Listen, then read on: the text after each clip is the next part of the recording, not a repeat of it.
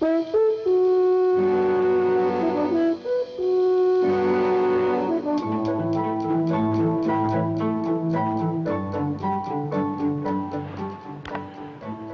in 1956, I wrote and recorded something we called The Strangest Secret. Without advertising or fanfare of any kind, it outsold all other non-musical, non-entertainment type recordings. It's been heard by millions and millions of people throughout the free world, and in the process, created a brand new industry. Learning through listening. On one of these solid-state cassette tape players. This player has revolutionized the learning process. Now people listen in their automobiles while driving to and from work and on sales calls, time that was formerly wasted, on their commuter train with the little earpiece, in the bathroom while shaving in the morning, at the dinner table with the children gathered around the table and the whole family together for a change. This has made a tremendous difference in the business of learning. But getting back to The Strangest Secret, what makes a bestseller? What was there about that recording that caused millions of people to want to hear it over and over again and let their children hear it and play it for their employees and their sales forces? Well, I'm making a talk here today in which I'll cover the highlights and philosophy of The Strangest Secret, and I'd like to invite you to join us, and I hope you find it of some value.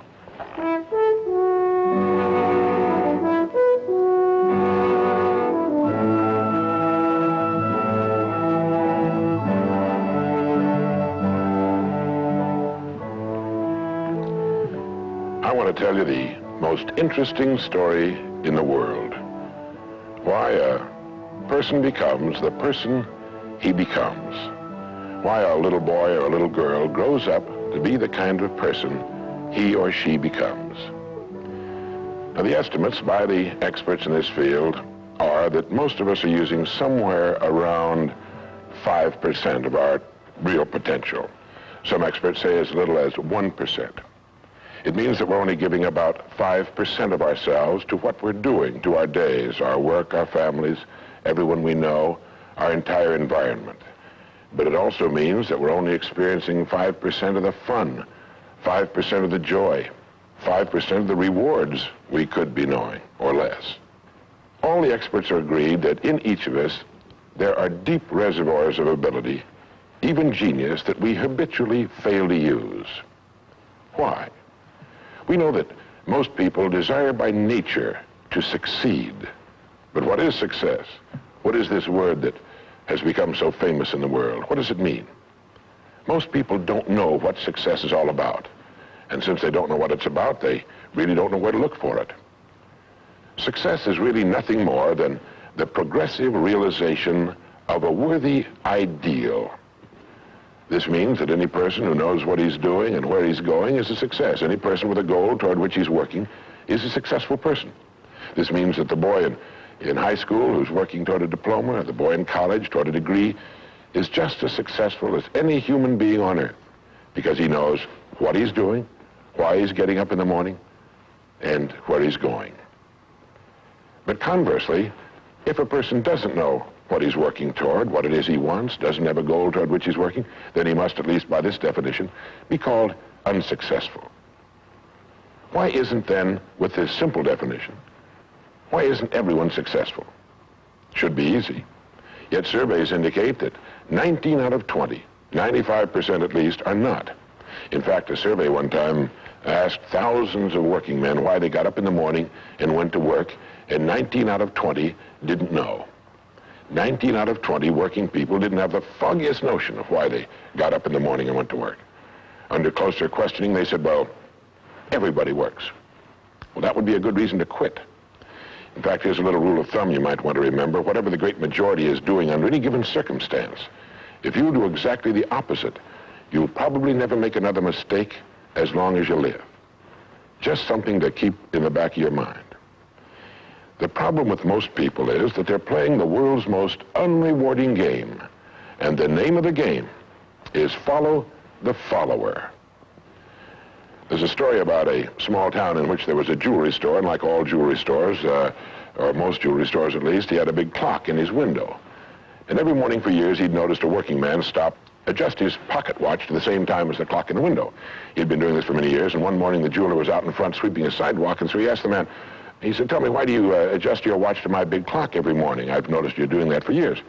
The man said, "Well, I'm the foreman down at the big plant." He said, "I want to make sure my watch is correct because I blow the quitting whistle every night at 5 o'clock. The jeweler looked at him rather strangely for a minute, and he said, well, that's funny." He said, "I've been setting that big clock in the window by that quitting whistle all these years." A very logical thing, but they could have been off 6 months. It was a case of a person just going along with what he thought to be correct without checking his references. So I want to suggest that from now on out, at least we do that we check our references and ask ourselves, are the people I'm following going where I want to go? Let me tell you the story of what we might call the average young man in our society. Now, from the time this boy is born, there's only one thing on earth he can do, and that's to begin to think, act, and talk like the people by whom he's surrounded. This is all in the world he can do. But right off the bat, the odds are 95 to 5 that he's thinking, acting, and talking like the wrong group. They're wonderful people.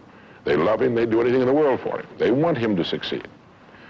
But the odds are 95 to 5 they haven't got the answers he needs if he's to reach fulfillment as a human being, if he's to reach this success that he wants, if he's to reach into these deep reservoirs of ability and genius we know he possesses and draw it out.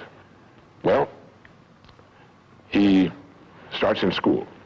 The most important thing to a little boy in school is to be liked by the other little boys in school. And so at this tender age, he begins to follow other little boys his same age who don't know any more than he knows and who do not necessarily have any capacity for leadership. And he does this in the first grade, and the second, and the third, and the fourth, and the fifth, and the sixth, and the seventh, and the eighth, and year after year after year, he forms himself into a composite average of other little boys his age, trying to be like them, trying to do the only thing in the world that's impossible for a human being to do, which is to be like somebody else. Now, let's say he goes all the way through school, usually goes in the military service. Again, he's caught in a vice-like grip of conformity. Now, let's say he's 25 years old, out of school, out of service. What's he going to do? As a rule, he'll go back to his hometown, unless he's married, in which case he'll go to his wife's hometown. But let's say he goes back to his own hometown. He's single. He doesn't know quite what to do. He's standing on a corner one morning, and a friend that he knew in school comes up and says, "Hi there, Charlie, what are you doing?" He says, "Nothing." He said, "Why don't you come down and work where I work? It's a pretty good place. The pay's regular. We got all kinds of fringe benefits and so on." And so he does. The odds are about, again, 95 to 5 that his first job is taken as a result of random application. On the job, without thinking about it, the most natural thing in the world for him to do is to look around, see how the other guys are doing their job, and to begin doing his the same way, assuming that what is normal for them is normal for him. No reason for this. He doesn't think about it. He just does it. Now, he has stretching in front of him 50 years or more in the golden age that man has been dreaming of since the days of ancient Greece. What's he going to do with these 50 golden years? Well, let's take a close look at him. We know that he works 40 hours a week as a rule. 40 hours a week, which leaves him 72 hours a week when he's neither working nor sleeping. 72 free, discretionary hours each week to do with as he pleases. Now, at this point, of course, he's married. He has his little house and his little car. And this is about what he does with his free 72 hours every week. He'll do what the other fellows are doing with their free 72 hours every week, which is virtually nothing at all.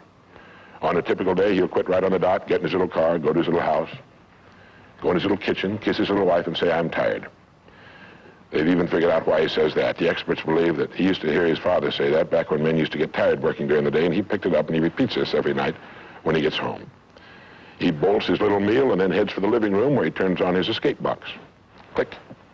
Takes 15 or 20 seconds for the screen to light up, a period of time he finds interminable, but he gets through it somehow. Maybe kicks the dog a thumb through a magazine or something. Then the screen lights up, and he does too a little bit, and there in front of him, he sees people in all kinds of funny old-time costumes, all killing each other at a great rate. One expert has agreed that the average family can see more death and bloodshed and carnage on his television set in a week than Crassus saw when he crucified 6,000 prisoners on the southern road to Rome. But you know how those experts are. He could certainly be off one or two. But he sits there for about 5.5 or 6 hours. 25% of all free time now is spent in front of the tube, according to the latest statistics. Now, there's nothing wrong with this particularly, except that he's watching other people who are earning excellent incomes in the pursuit of their careers, while he doesn't make a nickel, and gets the only two things you can get from watching TV on that kind of a schedule. He gets red eyes and a hollow head. Now, this is not meant to be an indictment of television. I've got a couple of television sets at home, too. I have a couple of cars at home, too, but I don't go home at night and drive around the block for 6 hours. If there's someplace I want to go, fine. My car will take me there. If there's a great program, like a golf match or something like that, I want to see it. But he sits there for 6.5 hours until finally his wife, who's a little more practical than he is, taps him on the shoulder and she said, "Charlie, I think it's about time you went to bed.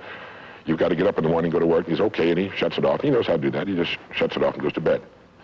Next morning he gets up and he does this all over again. He does this every day for 40 years. At the end of 40 years, he's retired, which always kind of catches him by surprise. No one's ever figured that one out either. And then he dies at 85 or 90, the way medical science is moving us along, out of sheer boredom. Well, what's the problem? Is there a tragedy here? Not really, if that's the way Charlie wants to spend his life, our mythical, hypothetical young man. If he wants to spend his life that way, that's his business. He lives in a free society, he can do anything with it he wants. But there's a terrible tragedy here if he's living that way because of the total lack of a decision. If he's living that way simply because he's still doing what he was doing in the first and second grade, and that's going along with the fellows up and down the block on the unspoken assumption that they know how to live, then there's a real tragedy there. Because they've never known how to live, not in all the recorded history of mankind. He never finds out who he is. He never reaches into the deep depths of his abilities, his talents. He never learns that he can have just about anything he wants in the world, that he can call his own shots, tell his own fortune. And it's kind of a pity. Well, what's needed? Well, what's needed, I think, is a checklist, like an airplane pilot uses. I think that living successfully is as important as flying an airplane. And here are some of the things that I think should be on that checklist that could help this man live a more meaningful, more interesting, more exciting, more enjoyable life. The first thing that he ought to have on his checklist, in my opinion, is the word a goal. A man without a goal is like a ship without a rudder. He doesn't know where he's going. He then belongs to that 95% that are just living day by day, month after month, like a starfish or an amoeba. He needs to know where he's going. Back in the early days of navigation, sailors used to see a strange sight in the Antarctic. They'd see a giant iceberg towering high out of the sea, and it would be moving against the wind. The wind would be blowing this way. The great iceberg would be moving right into the teeth of the wind. And this, of course, frightened the sailors whose ships were powered by the wind, until it was discovered that, of course, only a fraction of the great berg was visible, and that its huge, ponderous roots were caught in the great currents of the ocean. And it was being borne purposefully along its way, regardless of the winds and the tides on the surface. Well, this is what a man needs. He needs his roots deep in a great mainstream of his own choosing, and then he'll move along his way, regardless of the winds on the surface of his life or short-term expediency, and he'll get to where he's going. The second word on our checklist might be the word attitude. It's been called the most important word in any language in the world, because it's our attitude toward our world, toward all the people in it, that will determine the world's attitude and all the people's attitude toward us. It's a simple thing. Most of us know it, but we tend to forget it. People will react to us according to our attitude. And our attitude is the greatest gift we can be given. You know, the little creatures of the world were given a wonderful gift by Mother Nature called protective coloring, in which they can blend into their background without being seen.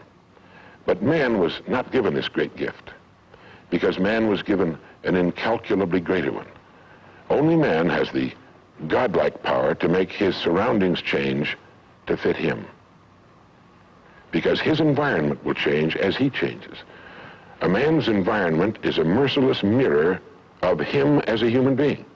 And if he thinks his environment could stand a little improvement, all he has to do is improve, and his environment will improve to reflect the changing man. Third would be the word think. To think. The highest function of which a human being is capable. It was put pretty well by the great Pulitzer Prize-winning playwright Archibald MacLeish in his great play, The Secret of Freedom, in which he has one of his characters say, "The only thing about a man that is a man is his mind. Everything else you can find in a pig or a horse." It's true. And so if we're going to develop something, this is a good place to start. To think deliberately and with a purpose. To spend a little time each day before a blank sheet of paper with our goal perhaps written at the top, and come up with some fresh, new and exciting ideas. The next point on our checklist you might call the law of laws. That's what Emerson called it, this great old law of cause and effect, that our rewards in life will always be in exact proportion to our contribution, to our service. We all know this, really. We tell our children in Sunday school that as ye sow, so shall ye reap, but we forget that that's true. If a man is unhappy with his rewards, all in the world he's got to do is find ways of increasing his contribution, his service. It's like the story of the preacher who was driving down a country road, and all of a sudden he came to the most magnificent farm he'd ever seen in his life. It was beautiful. And so he saw the farmer approaching the road on his tractor, and so he hailed him, and he said, "My good man," he said, "God has certainly blessed you with a magnificent farm." And the farmer thought for a moment, and he said, "Yes, you're right, he certainly has. But you should have seen this place when he had it all to himself." And the preacher had his sermon for the next Sunday. He realized that all the farmers up and down that road had been given the same land, but one man had made something great out of it. Well, all of us are given the same land. We're given a human life, and each of us can make something great out of it, too, if we want to. The next point might be simply the word truth. Since everything we do has an equal and opposite reaction, unless what we're doing is based on truth, we're building on sand, and it can't stand. The next point would be R&D, research and development. None of us would want to work for a company or invest our money in a company that didn't have a very viable research and development department. That is, pumping a good percentage of its profits back into research and development because its future depends on it. But so does a man's. And you might ask yourself, how much of your own take-home pay have you spent during the past year for materials calculated to make you smarter this year than you were a year before? Calculated to make you a little better, a little bigger as a human being, to perhaps love a little more and hate a little less and do a little better job than you did a year ago. How much money are you pumping back into yourself and your future? It's worth thinking about. And finally, the strangest secret. At the beginning, I said, what makes a child grow up into the human being he becomes? Well, this is the reason for that.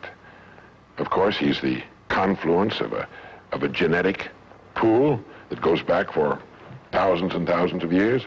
His environment has an influence on him, of course. But what makes him become the person he becomes is that he becomes what he thinks about most of the time. It's as simple as that. We become what we think about most of the time. And that's the strangest secret. This is why thinking is so vital. This is why a goal is so important. Because we will become that. This is why people who set goals achieve them. The trouble with men is not in achieving their goals. They do that. It's in establishing them. Well, that's about it. I think it's good to remember that if we just go along with the crowd, we won't wind up with much more than the wish that we could do it all over again, and as far as we know, you can't. If we want to amount to anything as individuals, we need individual goals, individual thinking, individual actions. And we must never conform to the big group. We must love them, we must help them, we must serve them, because our whole success will depend on our ability to do these things. But never lose our own individuality and our identity by permitting ourselves to become submerged in what has historically proved itself to be little more than a suffocating sea of indirection and purposelessness. If we want to emulate someone, fine, but let's be choosy in whose steps we follow. It's the only life we've got. And remember to think. Imagination is everything, and we can become what we can imagine. If you find yourself getting depressed and down at the mouth, as we all get once in a while, you might want to remember this quotation by Dean Briggs. He said, "Do your work. Not just your work and no more, but a little more for the lavishing's sake. That little more which is worth all the rest. And if you suffer as you must, and if you doubt as you must, do your work. Put your heart into it, and the sky will clear. And then out of your very doubt and suffering will be born the supreme joy of life." Believe it or not, in an age when we've come to nearly deify leisure time, we've almost lost sight of the fact that virtually all our satisfactions, rewards will come not from our leisure, but from our work. And don't forget the strangest secret. We become what we think about.